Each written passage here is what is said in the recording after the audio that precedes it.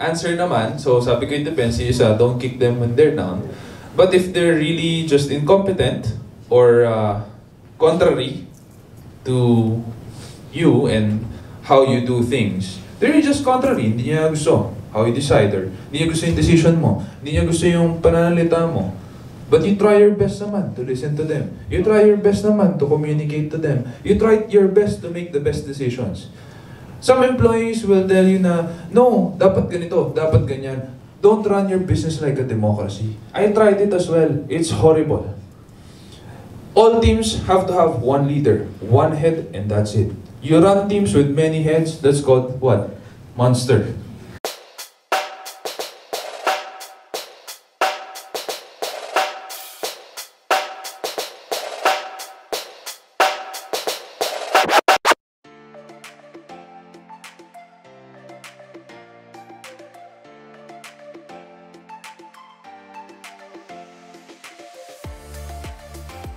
You don't like your company to be like a monster. There's only one person who makes the final decision. And it's that person's neck on the line. And if you're the owner, that's you and me. If you let your employee make the decision for you through a vote, the moment that decision is wrong, they will throw you under the bus. Ikaw ang ipapasagasa nila. So, would you rather they make the decision for you and you'll get thrown under the bus? Or you put your neck on the line, your decision, pag mali, at least alam mo, ikaw nag-decide nun. Never treat your business like a democracy. Okay? If they're just contrary, then they have to work somewhere else. Because you're employee number one and you're also last to leave. Right? And you have to explain that to them then. Why you need to leave. Why we need to part ways. That's how I would do it. First know why. Why are you not performing? Why are you this? Why are you that? Why are you contrary? The moment you understand that, then you act and decide. Be decisive. Like my example kanina, got on the road, you can't decide, binangga mo yung 1 million, 3 million na kotse mo para doon sa pusa ng 100 pesos, that's called stupidity. Make sure you decide immediately and decide fast. I hope I answered your question. That's why the rich get richer, diba? Galing, ha? Galing. More questions? Yes? For Mr. Pat, until when is it okay to have negative profit before you change your business or change your concept? Before you start any business, you should have capital somewhere. And then before you spend that capital, you should have a study. That's called your runway. Diba? Before an airplane takes off, may runway.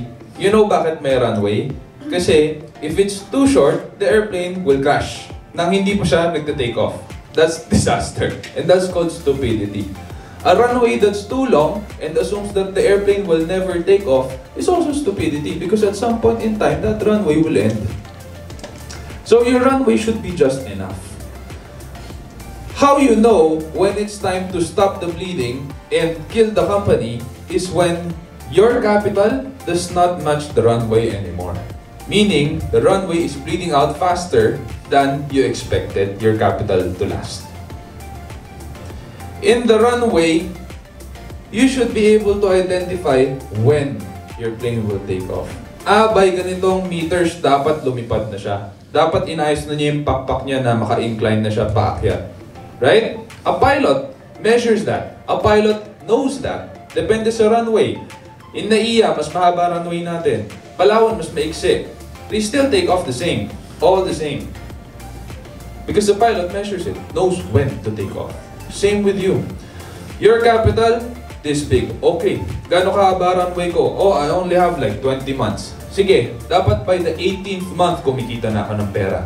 Kung hindi pa, I won't be too naive and say, hindi, baka naman sa 19th month kikita na yan eh. No, that's just gonna make you bleed more.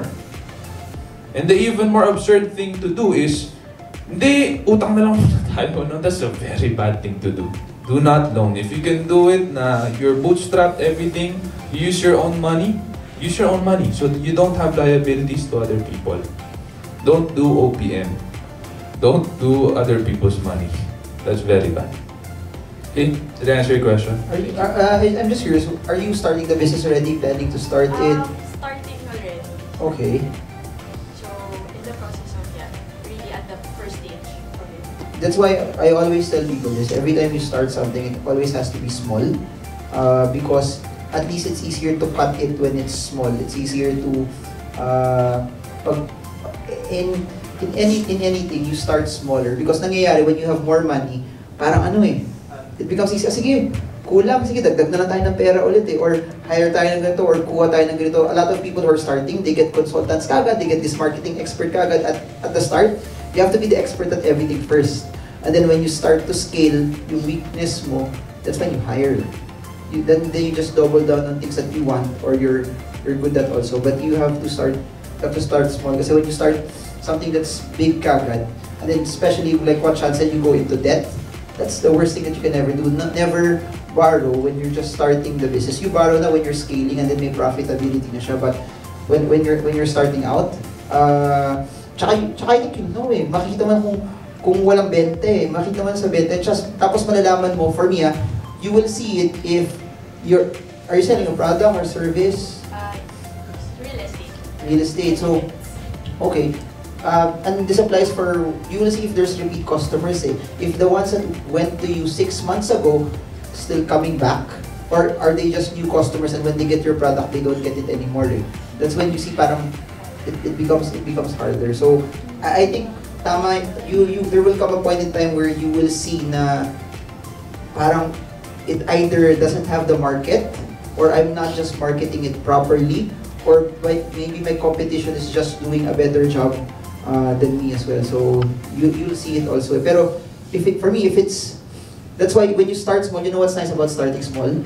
You become good And if you become good at it, when you scale, you can beat out the competition because you're good. Like Sean, #1 SEO company in the country, yun, galing. Again, don't believe Sobrang everything yaman that he says about me. Ito, more questions? Yes. Question for Shanti.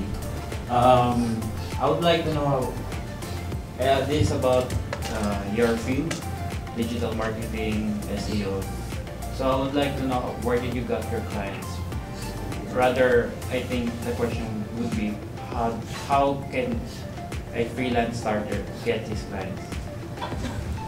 That is, the specific question is a little bit difficult, so I'll just tell you how I did it. When I was starting, I made sure that I would be searchable for the keyword na importante sa akin. And that's SEO Philippines. Arguably, it's the hardest keyword in the country. Because nagbabakbakan kami lahat mga SEO company para maging #1 doon. Sino yung #1 yan? Kami. No, you search it in your phone. SEO Philippines. SEO is #1. Arguably, it's the hardest keyword in the country.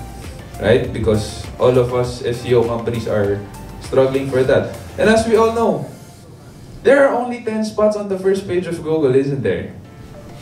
If someone from the second page wants to enter the first page, someone in the first page has to get bumped off and suffer.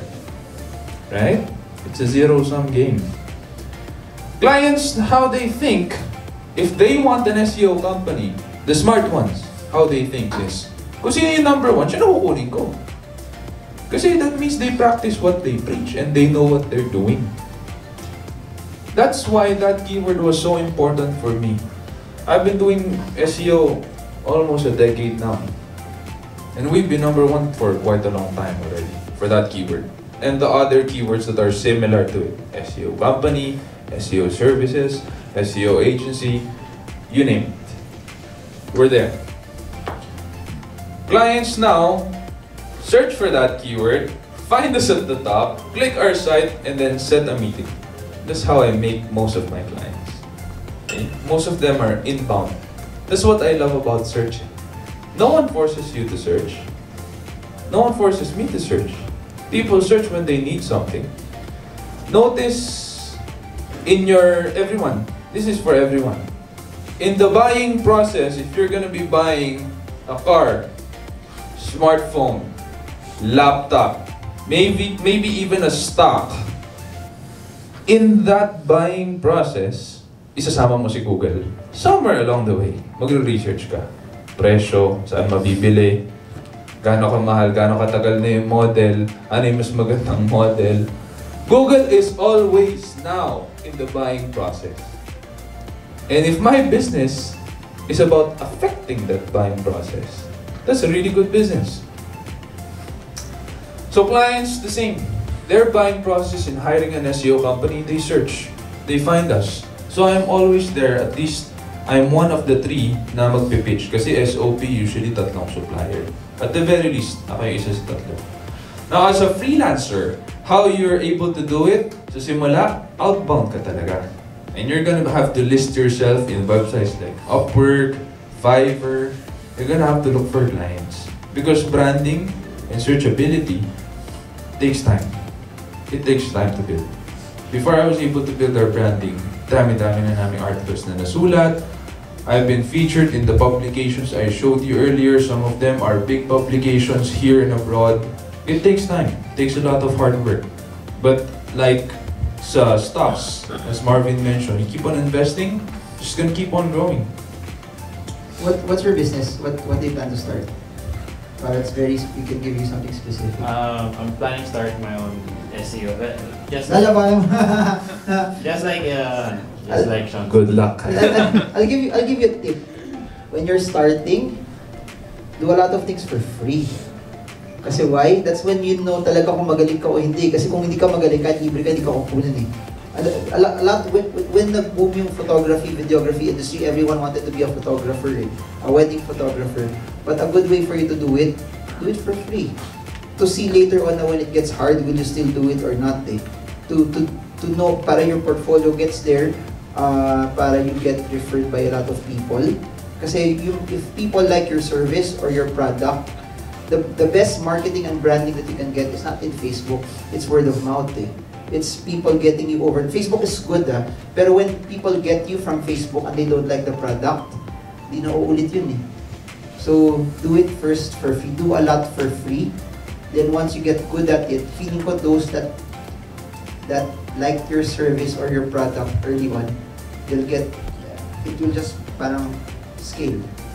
And don't rush. I've seen it that those that have been very, very good, they took the time to build a very, very good foundation.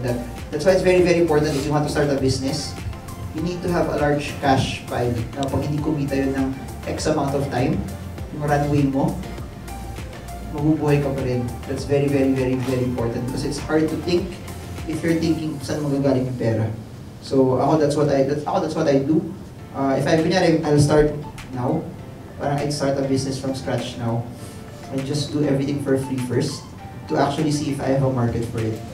Like for example, you want to do brownies, pakain ka ng brownies, then start, uy, gusto nyo? Sige, lutuan ko kayo by order. Then starting doing fairs, mercato. Then after doing mercato, okay to, I'll set up my website, sell there. Start my Facebook page, sell there. Pero that will only happen. Kasi, ito ba, magaling ka, pero how will you know your price point? At what will people buy you? So something like that. And you will know that by starting small and having enough cash buffer also.